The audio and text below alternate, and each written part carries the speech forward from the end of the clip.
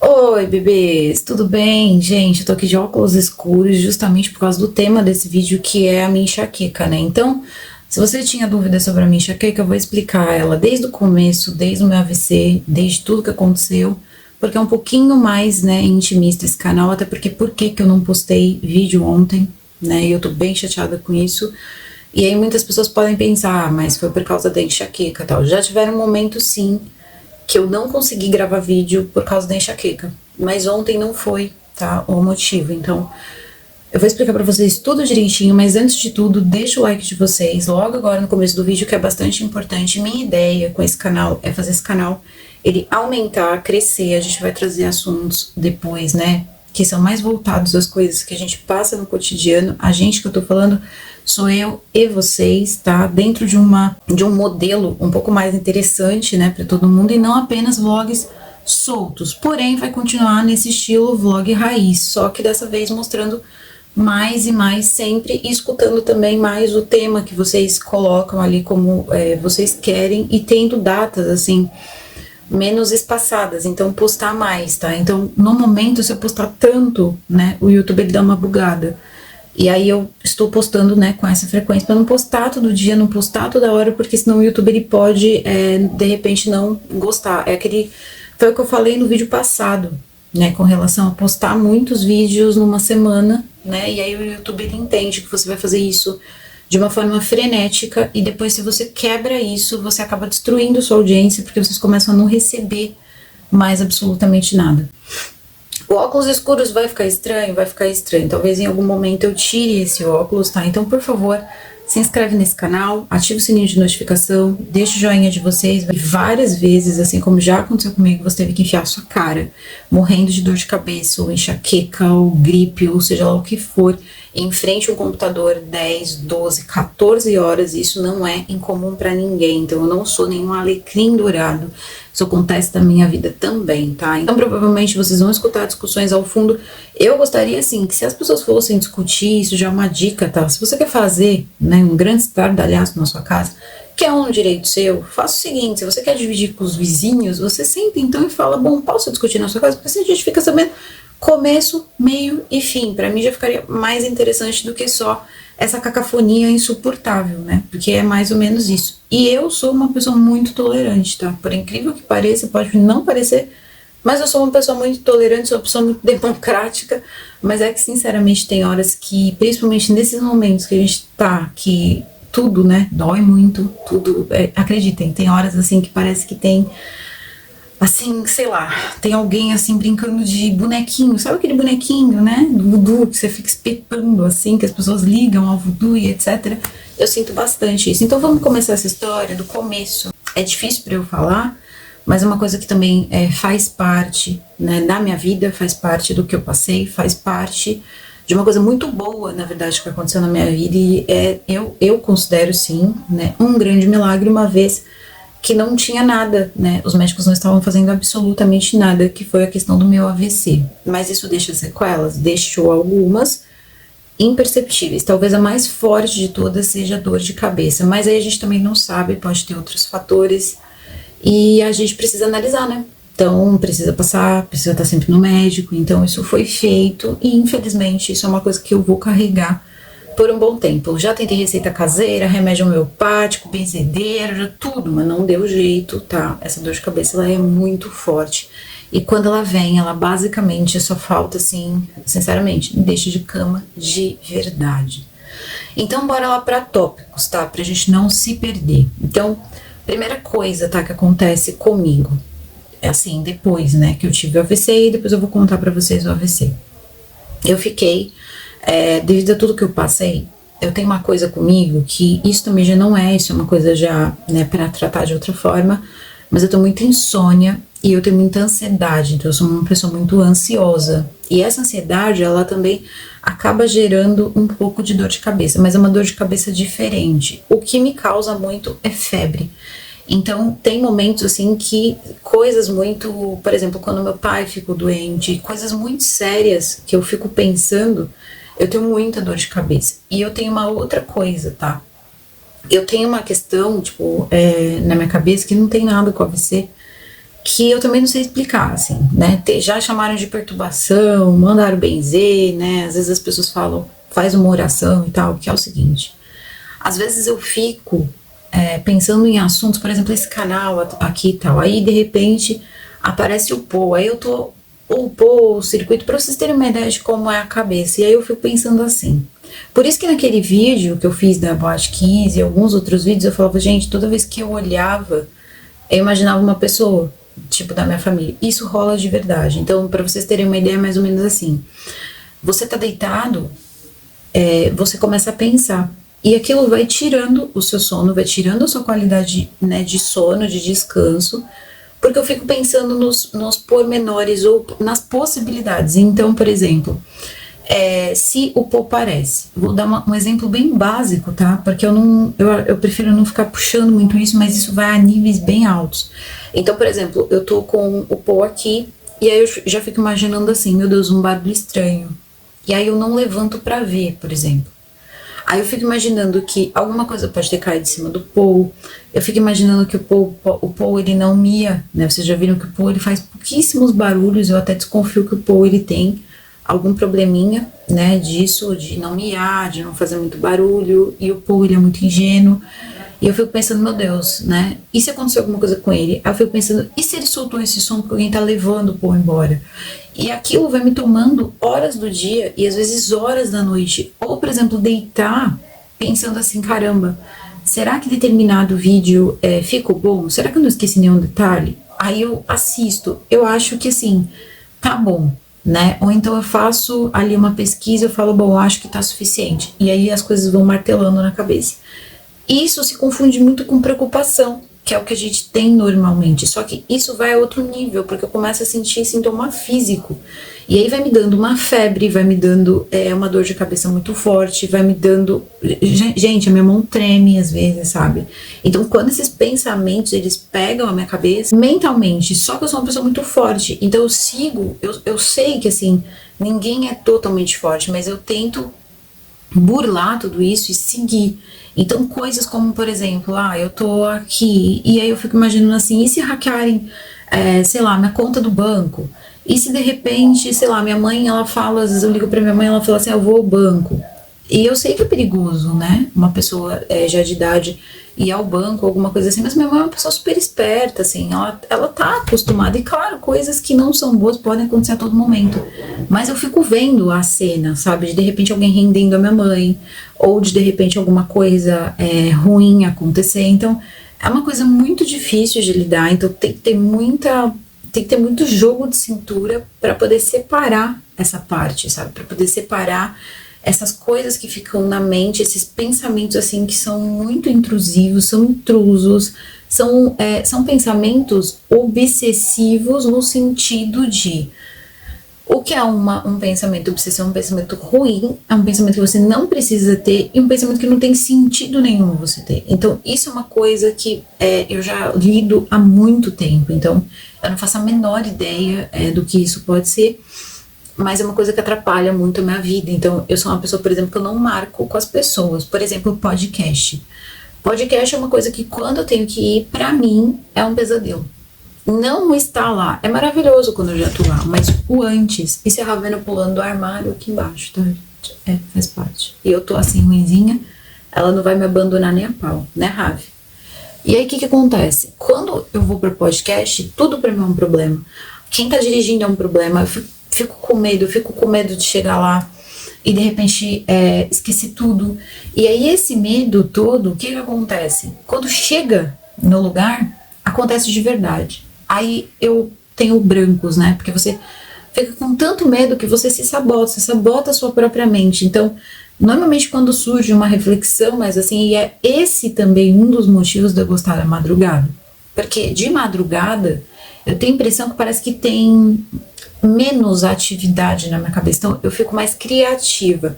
Então você percebe nitidamente um vídeo que eu gravei de dia e um vídeo que eu gravei de noite, porque já rolou uma reflexão ali, já aconteceu uma reflexão ali. Eu não escolho o vídeo de dia, porque aquilo tem que me tocar de alguma forma, e para me tocar, para eu conseguir ter essa concentração, eu normalmente preciso estar de madrugada. De madrugada me dá uma sensação de controle, então eu sei, por exemplo, que meu marido tá dormindo, minha mãe tá dormindo. É quase como se fosse assim, todos dormem, tá todo mundo seguro, então agora eu posso pensar. E normalmente não é comigo, assim, não é nada ruim comigo. Eu tenho, por exemplo, até às vezes eu tenho coisas que eu faço que são imprudentes. Como, por exemplo, outro dia aconteceu uma coisa que é uma coisa triste, mas é uma coisa que pode acontecer. Muitas pessoas, eu falo isso, bato incessantemente nessa tecla, de que se você tem gato, você precisa ter lá a sua casa, você precisa colocar os seus gatos protegidos.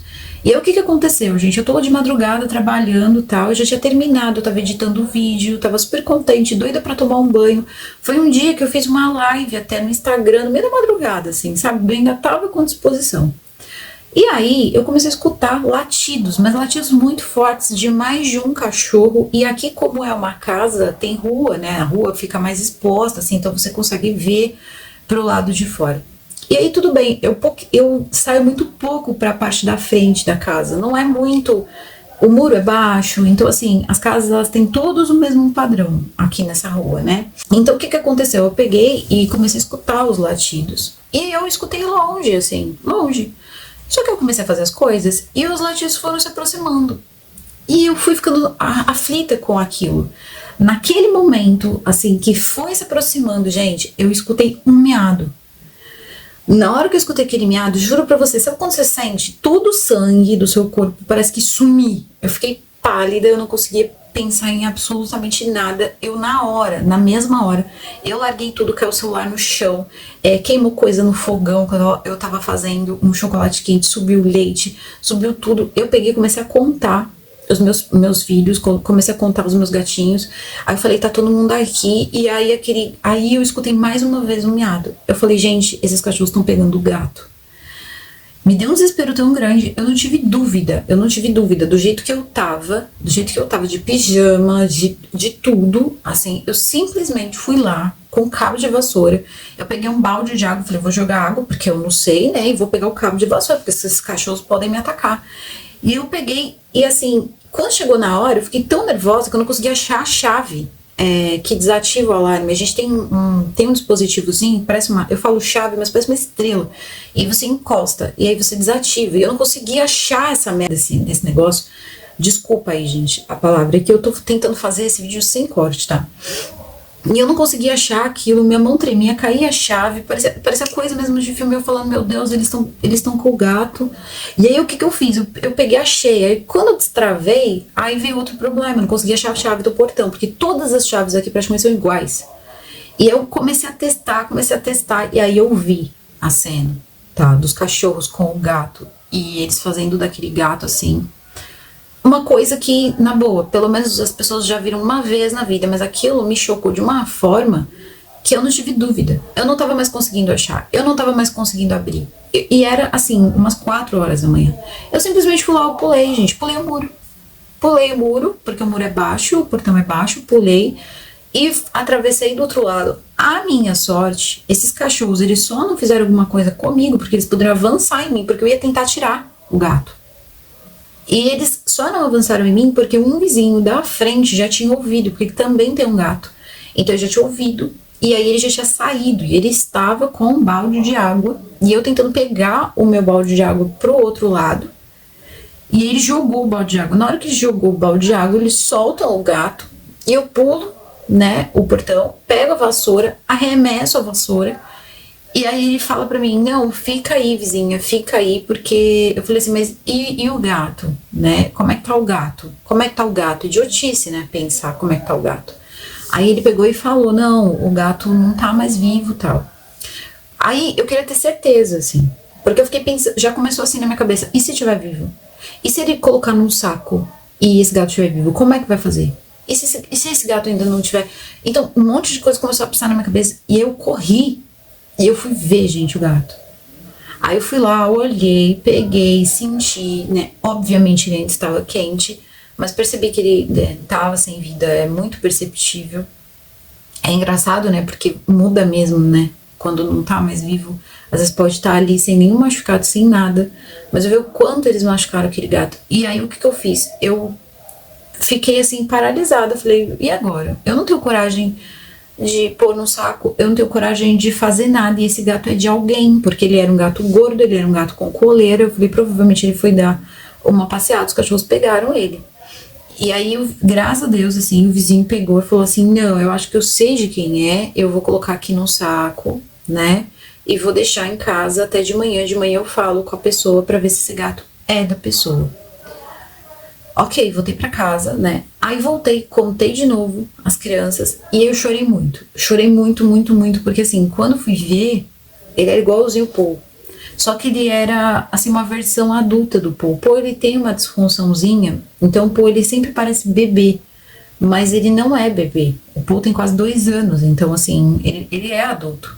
Mas ele se comporta como bebê, então tá tudo certo. Até a dentição do Paul, qualquer dia eu vou mostrar pra vocês o Paul, o dentinho dele ainda é dentinho de filhote. Aí eu peguei e fiquei, né, e foi um dia que, assim, mexeu muito comigo. E eu não pensei que, de repente, poderia chegar perto e simplesmente aqueles cachorros avançarem em mim e acontecer alguma coisa comigo. Então, depois do Charles, e eu não acordei o Charles, eu não acordei ninguém, assim, porque eu sabia que se eu fosse falar pro Charles, o Charles ia querer ir lá, ou ia querer ir junto, e né, nessa hora eu me coloco na frente, você entendeu? Eu não quero que aconteça nada de mal com as pessoas, eu não quero que aconteça nada de mal com quem eu amo. Eu não ligo, quando é comigo eu não penso, mas quando é com as outras pessoas, o meu pensamento, tipo, ele fica muito acelerado. Então tudo bem, né, passa essa situação, foi uma situação muito triste, e aí eu precisava, sabe, desabafar disso. Aí eu peguei, eu lembro que eu fiquei assim bem mal com essa situação. Aí quando deu umas 6 horas, que normalmente é o horário que o Charles acorda, eu tava chorando na cama, e aí ele pegou e falou, já, o que aconteceu? E ele, né, ficou bem nervoso, achou que tinha acontecido alguma coisa, até porque a gente tá sempre em alerta com meu pai. Aí eu expliquei o que tinha acontecido, e aí ele que chegou pra mim, ele falou, já, você já pensou, se o rapaz não estivesse lá com um balde de água, você não me acordou, você não fez absolutamente nada, você pulou o portão, quer dizer, o portão não estava aberto, você precisa fugir para dentro de casa. Como é que você ia conseguir, como é que você acha que você ia conseguir pular de volta com os cachorros atacando você? Então, assim, tudo aquilo ficou na minha cabeça, e aí depois eu ficava pensando assim, meu Deus, e se eles tivessem me atacado? Então, isso acontece, gente, várias vezes. Quando eu não posto um vídeo, eu fico pensando, meu Deus, o que as pessoas vão pensar, sabe? O que as pessoas vão pensar? Será que vão pensar que aconteceu alguma coisa? Será que vão pensar que, sabe, às vezes coisas, gente, que a gente não tem controle, que nem, por exemplo, semana passada, a gente teve aqui basicamente todos os dias uma ventania, que assim, vocês escutam às vezes em vídeo o meu, sabe o meu sino de vento? Meu mensageiro dos ventos, ele é todo de bambu. E eu carrego comigo há muito tempo. E ele bate, assim, se escuta. Só que é bonito, óbvio, né? Bate, ele é feito para fazer um som legal quando bate vento. E você escuta, dá para você ouvir o vento. O vento, tem um vlog que eu fiz, acho que foi o vlog que eu tava lavando o cabelo, que eu tava pintando o cabelo. Você escuta o vento que ele tava assim, gritando mesmo. Eu falo que não tava nem assoviando, não, ele tava gritando.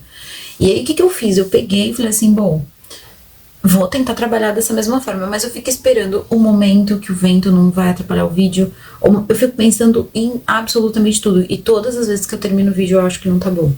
Então, principalmente quando eu erro. E aí eu já percebi que quando eu vou mais descontraída pra fazer os vídeos, e olha que já passaram 4 anos, quando eu vou mais descontraída pra fazer os vídeos, eles saem muito bons, só que precisa ser de madrugada. Então, normalmente quando eu faço de dia, eu já pensei tanto, eu já coloquei tantas outras coisas, assim, por exemplo, às vezes eu esqueço uma data, ou eu troco uma data, e isso é uma coisa que as pessoas não perdoam, sabe, não perdoam. E aí ontem, eu tava com um material super incrível de um documentário que eu vi na Amazon Prime, e eu falei, caramba, que legal esse documentário, só que era um documentário que exigia da minha vista o que eu não tava podendo dar, mas eu tava assistindo assim, de óculos escuros, tá? Eu faço muito isso, e isso é muito esquisito, mas às vezes eu tô em casa de óculos escuros, porque mesmo aquele outro óculos, ele não suporta, ele não dá conta, tá, de me dar esse conforto. Então, pelo certo, eu teria que gravar todos os vídeos com aquele óculos vermelho, tá? E eu tenho só um óculos vermelho, totalmente preparado como o médico fez, porque ele é caro. Então é um óculos que ele é caro e ele é feio, ele fica aparecendo óculos, ele fica roxo. Então as pessoas já reclamaram muito desse óculos, porque é incômodo de olhar, as pessoas não gostam. E aí eu fico com vergonha de gravar. Tem dia que não tem jeito. Então normalmente quando eu fazia muita live de membros, eu tava sempre de óculos vermelho. E eu uso esse óculos vermelho pra tudo. E aí eu tenho um outro óculos, que é esse rosinha aqui, que quando tá, que esse é pra enxergar mesmo, tá? Porque também tem, é uma questão de ser um pouquinho ceguetinha. Esse aqui ele tem o grau, mas ele não tem a proteção de luz. O outro ele tem a proteção de luz solar, a proteção de luz branca, tem todas as proteções, só que isso tudo, né? E uma armação que todo mundo fica me perguntando, mas é uma armação muito barata. Foi uma armação que eu comprei durante a pandemia. O que aconteceu? Quando eu fiz esse segundo óculos, que na verdade esse é o segundo que eu faço desde que eu descobri o meu problema, né? Esse vermelho, ele não tá por aqui. E aí o que aconteceu? O primeiro que eu fiz, né, e tava tudo bem, tava usando ele e tal. Só que aí passou o tempo e aumentou, né, o grau ali, né, um pouquinho o grau da miopia. E aí eu peguei e falei, bom, vou precisar trocar de óculos. Só que eu tava muito dura naquela época, foi o começo do canal, tava gastando muito com o canal. Então o que eu fiz? Armação em ótica é muito caro, você não encontra uma armação em ótica muito barata, né? Então fui no Mercado Livre, que é onde basicamente eu compro muita coisa por lá, porque eu acho que é mais em conta, e consegui uma armação. Consegui uma armação assim bonitinha, decentezinha, que é uma marronzinha, de vez em quando talvez vocês vejam nos primeiros vídeos. Só que é uma armação frágil, é uma armação que eu paguei R$40. E em cima dessa armação muito frágil, levei, né, até a ótica e perguntei se eu poderia fazer essa lente boa em cima daquela armação. E eles fizeram. E aí depois o que aconteceu? Logo no começo, né, da coisa, né, que começou em 2020, fechou tudo, rachou o meio, porque óbvio, né, não era uma armação tão boa, então ele acabou quebrando aqui um pedaço. E eu fiquei com esse óculos quebrado um tempão. Quando eles abriram, né, deu uma flexibilizada, e eles abriram, eu fui correndo numa ótica que era do lado, assim, de casa, era óticas pequenininhas mesmo. E eu peguei, assim, um modelo de óculos que não tem marca. A marca era a fabricação própria. No fundo, é o óculos do Mercado Livre, né, que eles colocaram para vender lá. Eu lembro que eu paguei, acho que R$100 naquela armação. E ele conseguiu, porque era o único que dava, né, assim, mais bonitinho, porque eu queria vermelho, e era o único que dava com a minha lente. Então, eu usei a mesma lente nesse outro óculos, porque aquele estava quebrado. E é o que me acompanha todo esse tempo, porque me serve e eu gosto bastante. Não quebrou, não estragou e nem nada. Só que tem uma hora que, quando vem a crise da enxaqueca, eu preciso ficar no escuro. Só que eu tenho tudo aqui. Por mais que tenha o Charles ele trabalha também em casa, ele tem que fazer o trabalho dele, ele precisa entregar o trabalho dele. Então, assim, eu não posso ficar também só dependendo dele, entende? Então aqui a gente é muito ciente de tudo, ele me poupa de muita coisa, mas a claridade, assim, ela me detona. Eu coloquei esse que não é preto, totalmente preto, ele é marrom, porque eu não enxergo melhor as coisas com esse marrom, e eu não vejo se é bonito ou se é feio, eu só coloco porque é pra me proteger um pouco da claridade, principalmente da claridade do sol. Então, assim, eu preciso que isso escureça. E tudo bem, e aí as pessoas vão pensar assim, tá, e o que tudo isso, né, tem a ver com o AVC? Vamos lá. Quando eu tinha 15 para 16 anos, aconteceu uma coisa. Eu nasci, primeiro começa com o meu nascimento, e eu nasci com um problema no feixe cardíaco do coração, tá? Eu nasci com um feixe a mais do coração, foi assim que me explicaram. Não sei se isso está vulgar demais a forma, mas a gente tem uma parte que é elétrica, né, do nosso coração. E eu cheguei com 9 anos de idade, um dia eu estava tranquilamente na minha casa, né, nessa época eu estudava de manhã, então eu tinha chegado do colégio, eu estava assistindo televisão, e eu senti, meu coração, eu senti uma sensação estranha, como se eu tivesse me assustado, foi isso que eu relatei pra minha mãe. Mãe, acho que eu tomei um susto, eu tô me sentindo fraca. Quando a minha mãe olhou pra mim, eu tava muito pálida, e aí ela pegou e viu que meu coração tava muito acelerado, e ela queria saber se eu tinha passado um susto, se eu tinha me irritado, o que tinha acontecido comigo, né? Ninguém tá ali, eu era uma criança. E aí a minha mãe pegou, correu comigo pro hospital, a gente tinha um hospital próximo, que era o Ana Costa. Aí a gente correu, meu pai trabalhava ainda naquela época, meu pai não estava aposentado, e aí a gente pegou, correu pra lá. Quando chegou lá, o médico olhou pra mim e falou assim, a sua mãe tem pressão alta? Não, falo pra minha mãe, minto. Falo pra minha mãe se minha mãe tinha pressão alta. Minha mãe sempre teve pressão alta. E o médico virou pra minha mãe e falou pra minha mãe não se assustar, porque na verdade eu podia estar tentando imitar ela, que isso era muito comum em crianças. Tentar imitar o sintoma do pai, tipo, pra chamar a atenção.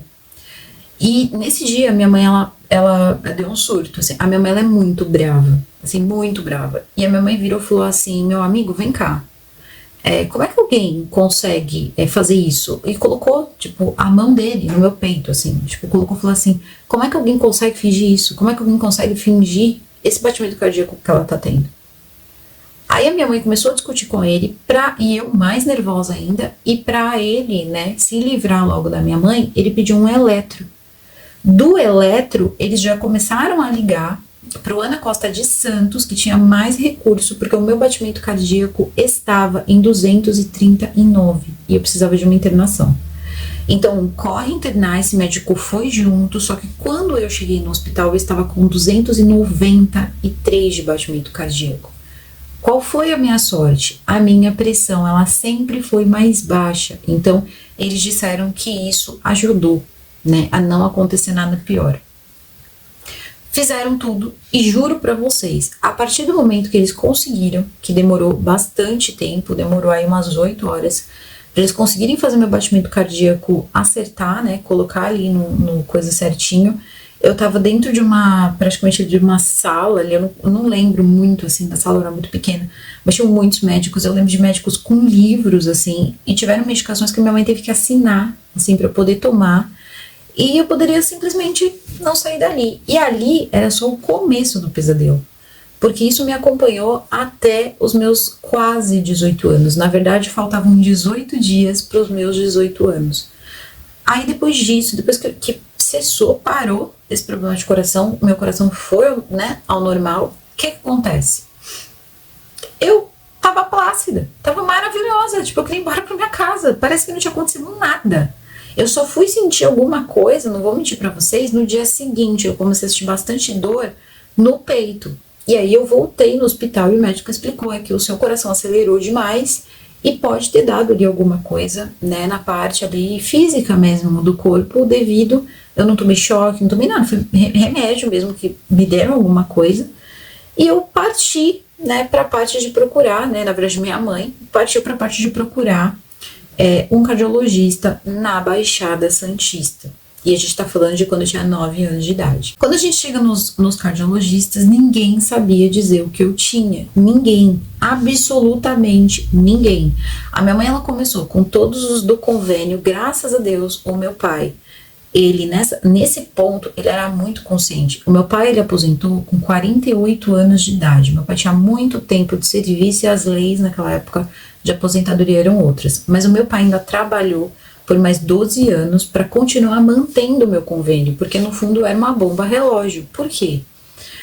A gente começou indo em todos, tá? Todos os cardiologistas que tinham na Baixada Santista. Não ficou nenhum, eu posso dizer com toda a convicção do mundo, nenhum soube dizer. A minha mãe ia lá, minha mãe apresentava os exames, minha mãe apresentava tudo e eles não sabiam dizer o que eu tinha. Eu fiz diversos exames, na época eu fiz Holter, isso gerava muita tiração de sarro no colégio, porque eu tinha que ficar 24 horas, né, com aquele, e era muito grande, né, porque o aparelho do Holter era desse tamanho, parecia aqueles Walkmans, tipo, antigos e os eletrodos no peito, e assim eu fui seguindo anos a fio, fazia Holter de 6 em 6 meses, e vários exames, ecocardiograma, fazia tudo, cheguei a fazer eletroencefalograma para ver se não vinha de alguma outra coisa. Então, assim, me reviraram, assim, de cabeça para baixo e não encontraram absolutamente nada. Eles não conseguiram saber o que eu tinha.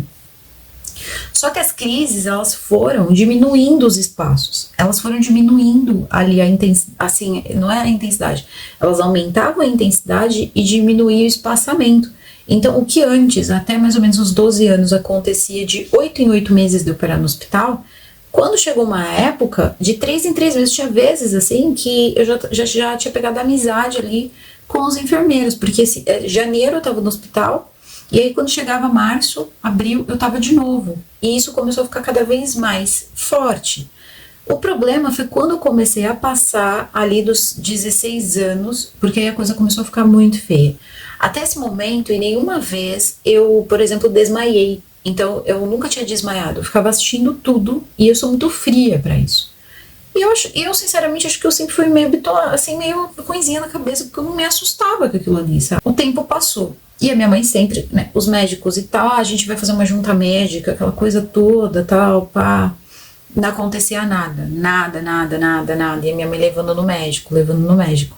E com 10 anos de idade, eu lembro de ter ido num cardiologista, né, que no fundo merecia até que eu desse o nome de todos esses cardiologistas, porque eu sei que fazem muito dinheiro hoje em dia e fizeram isso com uma pessoa, né, de 10 anos de idade, de virar para minha mãe e falar: mãe, comigo na sala, tá? O que a sua filha tem, a gente não sabe. A gente não consegue identificar o que ela tem. Então, assim, ela é uma bomba relógio. Aí a minha mãe perguntava, minha mãe falava: mas o que eu posso evitar para isso não acontecer? Mãe, a gente não sabe falar.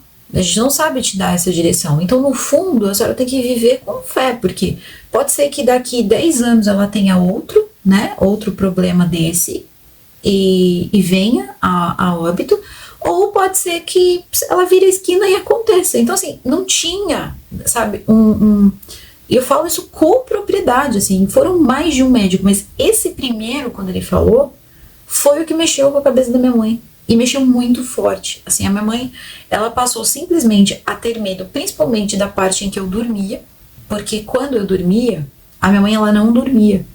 Então a minha mãe dormia muito mal, porque ela ficava me vigiando durante a noite. Ela tinha medo que eu tivesse uma coisa dessa, né, que meu coração acelerasse e tal, durante a noite ninguém visse e eu acabasse não conseguindo avisar pra ela, ou até mesmo não conseguindo acordar no dia seguinte. Então ela passava me vigiando, lembro como se fosse hoje, deitada na minha caminha, que era um quartinho muito pequeno, tal, mas eu já tava querendo, né, as minhas coisinhas e tal, e aí ela colocava a mão, assim, pra ver se eu tava respirando. Ela não punha nem no meu peito pra não me acordar. Só que a minha sensibilidade era muito grande, principalmente com a minha mãe, assim, é uma coisa incrível. Quando ela punha, eu sentia que ela tava ali. E eu fazia questão de respirar mais forte pra ela saber que eu tava respirando, mas ela fazia isso umas 5 vezes por noite. Então, assim, já não precisa dizer coisa que minha mãe nunca vai dizer, que, ah, não, isso acabava com o meu sono, ou isso destruiu. Ela nunca vai reclamar de absolutamente nada que ela precisou ter de cuidado com o filho. Mas ela vigiava e vigiou por anos. E aí vai acontecer um momento em que, dentro de tudo isso, depois dos meus 16 anos, eu comecei a ter mais e mais episódios assim, e eu comecei a ficar pior. Nesses episódios eu acabava desmaiando, e foi aí que começou a preocupar. Aí o que preocupou mesmo foi que com 17 anos eu tive um extremamente forte, e aí foi quando eu tive a experiência que eu disse, que até hoje é uma incógnita pra mim, porque de fato a máquina fez pi, tá? Então assim, a máquina fez pi, eu lembro de ouvir o pi, eu lembro de começar a ficar com a vista escurecida e não consegui mais assimilar onde eu estava.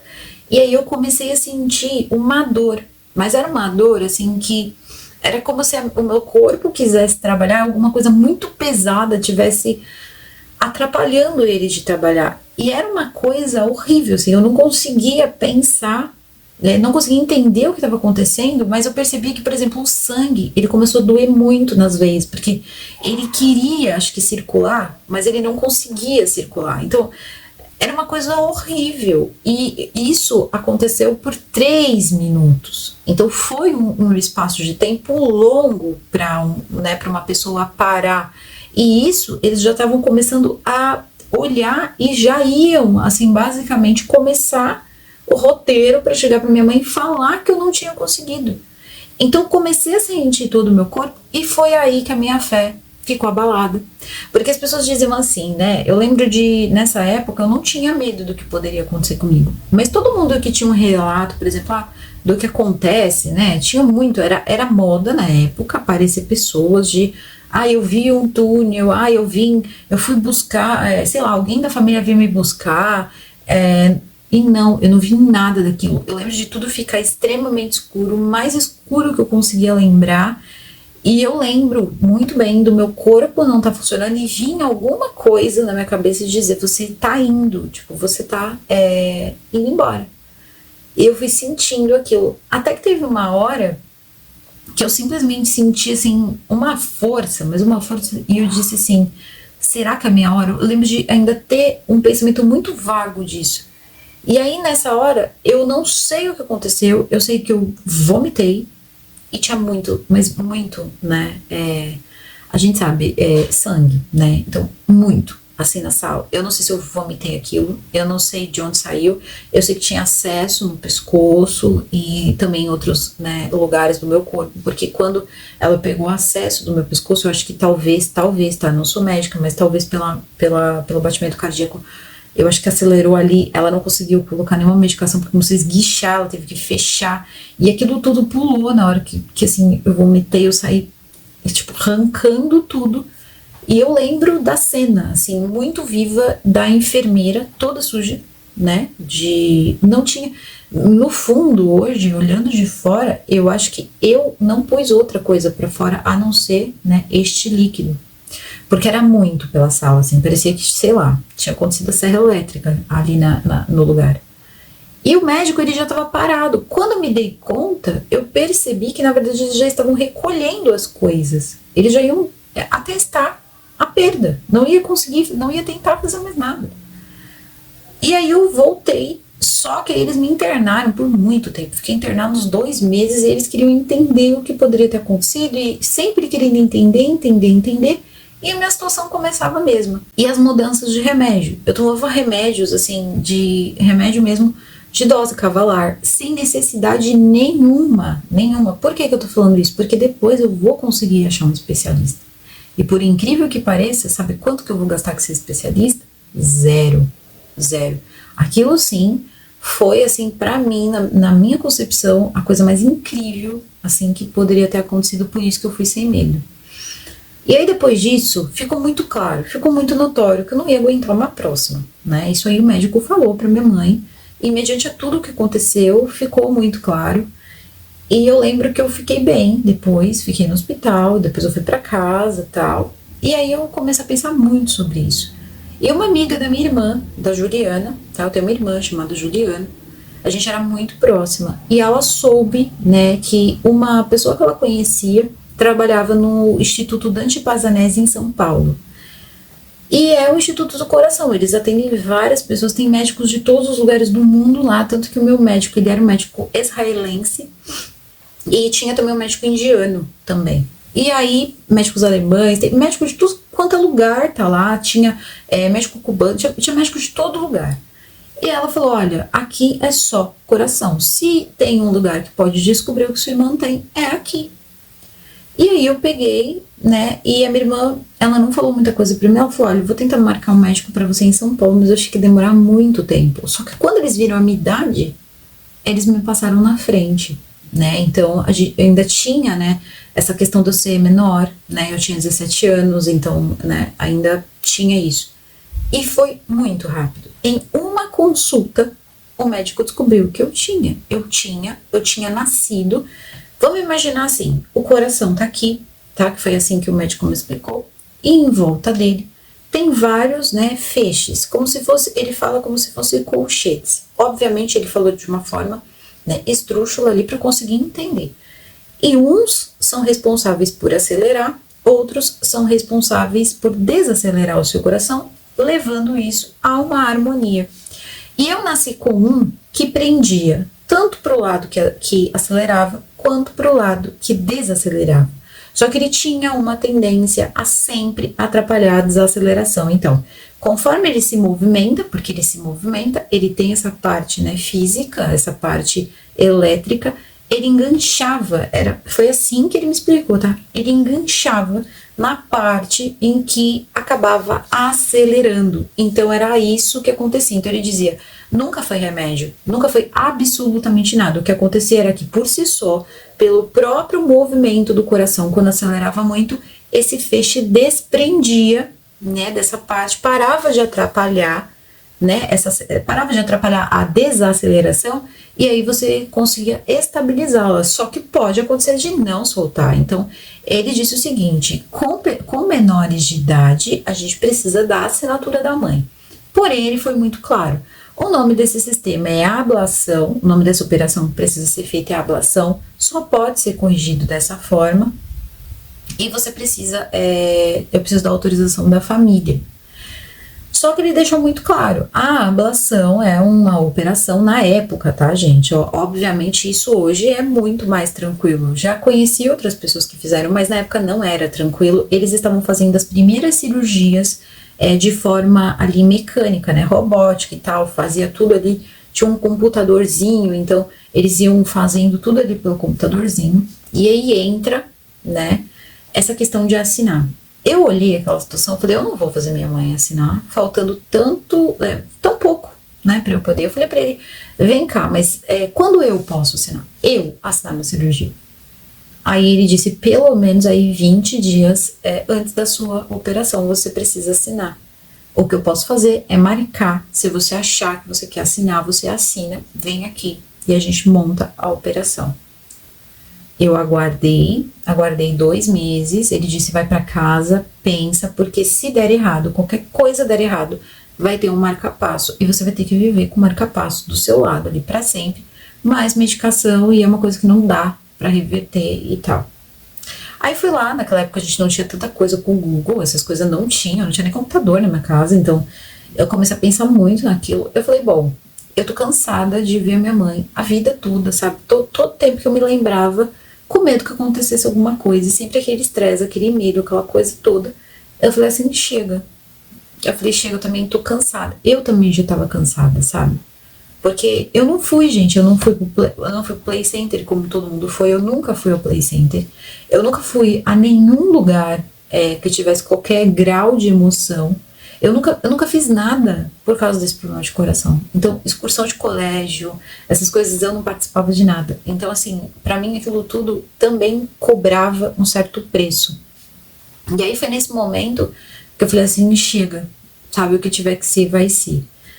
E aí, quando deu os dias, eu assinei. E aí, a minha cirurgia foi marcada, tá? A minha cirurgia foi marcada no dia 12 de março. E aí, no dia 12 de março, eu fui fazer a minha cirurgia. Quando chegou lá, entrou eu e entrou um rapaz. Um rapaz não, na verdade um garoto, né? Porque eu era muito jovem também, eu tive a impressão de ser um rapaz, mas era um garoto de 14 anos. E eu, na época, tinha 17. E a família deles era de registro. E entramos pra fazer a cirurgia. Eu saí, ele não. Então, foi uma coisa que assustou muito a minha mãe. A cirurgia era para durar 4 horas no máximo e a cirurgia durou 9. Eu tive 2 paradas na mesa, assim, de quase prepararem, né, o marca-passo, mas eu conseguia voltar. Então, eu lembro muito, só que teve um porém. Eles precisavam fazer via catéter pela virilha, então eles pegaram, né, a veia principal pela virilha para chegar até o coração, e esse sistema iria localizar onde estava esse feixe, e aqui, né, perto da traqueia, eles fizeram outro corte, onde entrava outro negocinho ali, outro tubo de catéter, para poder usar um laser para poder queimar esse feixe. Qual era o perigo? Ele é muito próximo, a gente tá falando de uma coisa muito próxima, então ele poderia queimar os do lado, seja de um lado, seja de outro, na hora de queimar aquele exato feixe do coração. Então a tensão era grande, e você sentia isso na mesa. Eu lembro de ver o médico perder a paciência, o médico gritar, então assim, tudo muito estressante. Então, quando a cirurgia terminou, a minha mãe, ela tava em prantos. Eu não vi a minha mãe, mas a minha mãe, ela ficou muito mexida com aquilo, porque ela viu que o menino não voltou. A minha cirurgia tava demorando muito, então quando o médico saiu, era o mesmo médico, né, que me levou o rapaz, e quando ele volta para dar a notícia da família, para perguntar se eles eram doadores, né, e tudo mais, a minha mãe não sabia com quem ele ia falar. Tava as 2 famílias ali esperando, então a minha mãe achou que era eu. E pela cara do médico dava para saber que a situação não era boa. Ficou assim, o que pensar? Você comemora que não é o seu, quando você tá vendo ali uma outra mãe, né, passando por uma situação dessa, como é que você faz? Então foi uma coisa muito traumática para todo mundo. E aí a minha irmã, ela entrou no estresse pós-traumático. porque ela organizou tudo. E aí ela descobriu, por exemplo, que a minha anestesia não pegou. Ela descobriu que eles não podiam dar mais anestesia porque poderia atrapalhar o procedimento. Eu senti tudo, absolutamente tudo. Eu posso falar isso com toda a propriedade do mundo.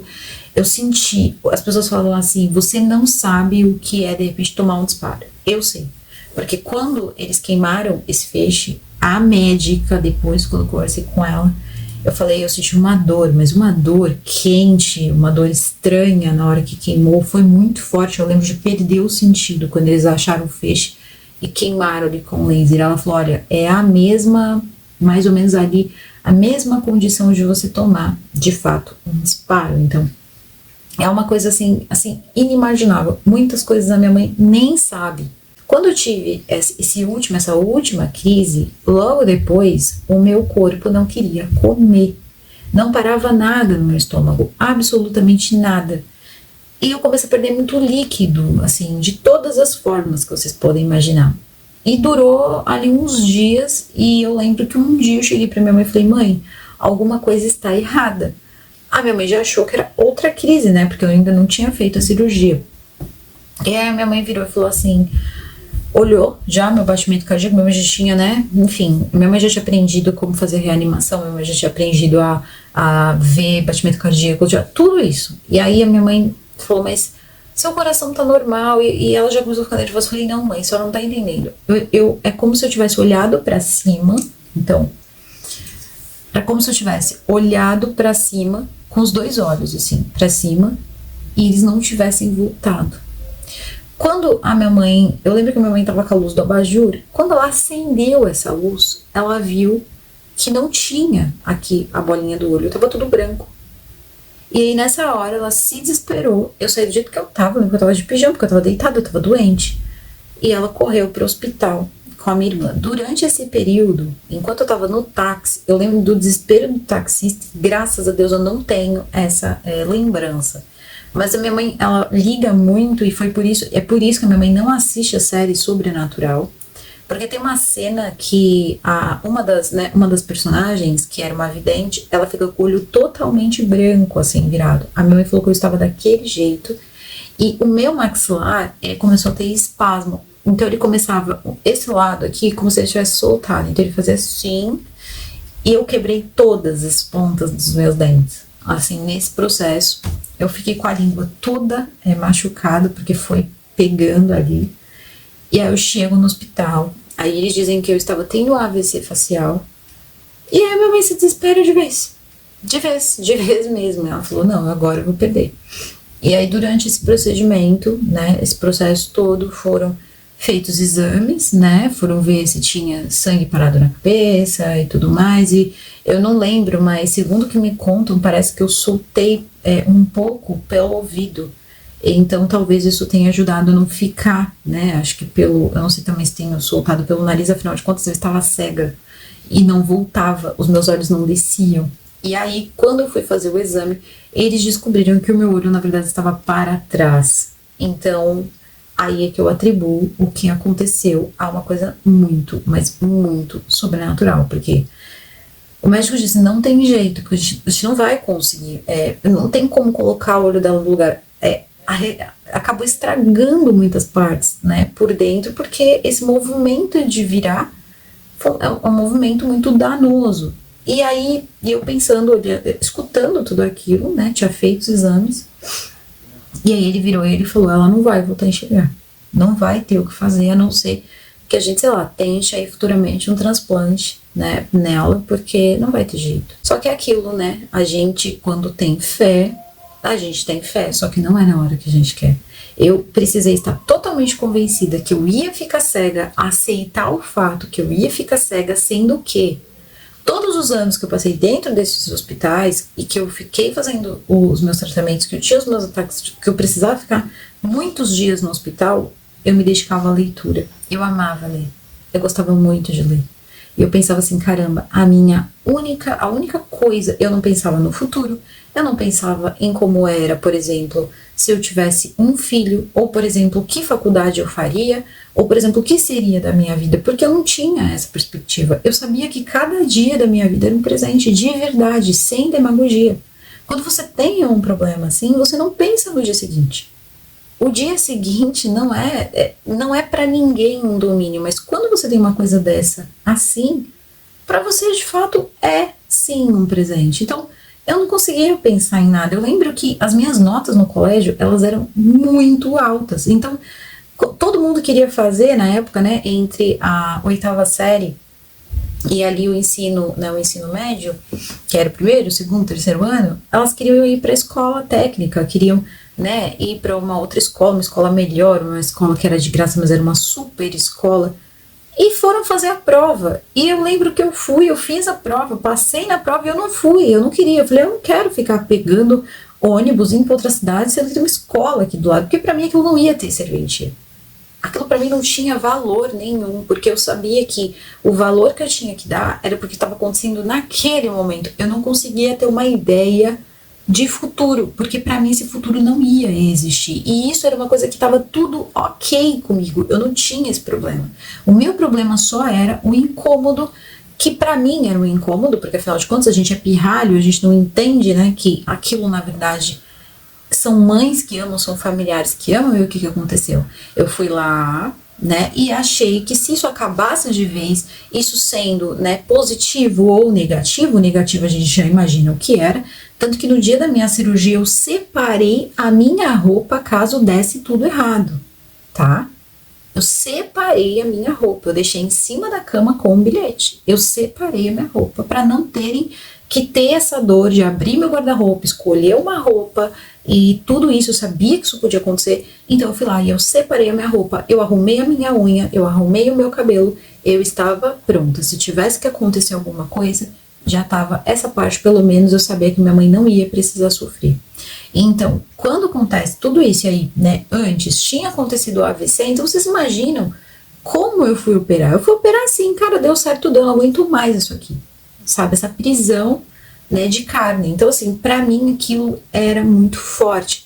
Então, eu tive que amadurecer na raça. Hoje, eu sou às vezes até mais infantil do que eu era na época, porque eu era extremamente assim, resolve, vamos resolver. E não tinha medo. Isso era uma coisa assim que eu me pegava pensando muito, eu não tinha medo mesmo. E eu lembro que o que eu senti naquela mesa de cirurgia, eu nunca senti nada parecido, nada. Foi extremamente doloroso quando eu operei. Mas aí eu lembrava do período que eu tive o AVC e que eu fiquei cega. E aí agora a gente vai para a parte do AVC. O AVC foi entre essa crise que eu tive e entre a minha cirurgia. E aí veio o AVC. E ele chegou sorrateiro, foi dessa forma. Como eu tinha acontecido aquilo, minha mãe achou até que podia ser um efeito colateral. E aí eu não conseguia ingerir absolutamente nada, foi uma coisa muito estranha. Minha mãe achou que era uma virose. Dessa virose os meus olhos, eles viraram, não desviraram mais. E aí eu comecei a ter flashes. Eu comecei a ter flashes claros. E cada vez que eu tinha mais flashes claros, mais a minha visão ia sumindo. E isso perdurou por 15 dias. E eu lembro de ver muita coisa que não existia. Porque, óbvio, tem até um livro que eu estudo muito. Eu vou fazer o seguinte, tá, gente? Eu vou parar aqui e eu vou começar outro porque tá chegando a 1 hora. E eu não quero que fique tão grande, para não passe de 1 hora. Mas eu já vou deixar outro.